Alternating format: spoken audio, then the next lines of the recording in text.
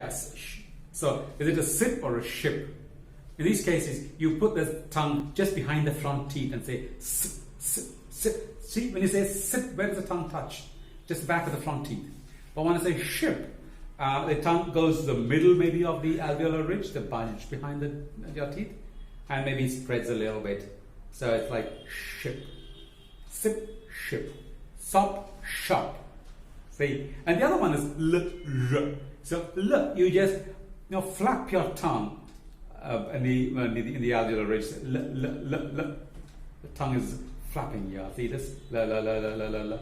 But when you say r, the tongue spreads itself out right in the middle of the alveolar ridge. Doesn't touch it. There's a small little space, and the breeze goes right out. See? So run, lan, rice, lice. Flapping lice, rice.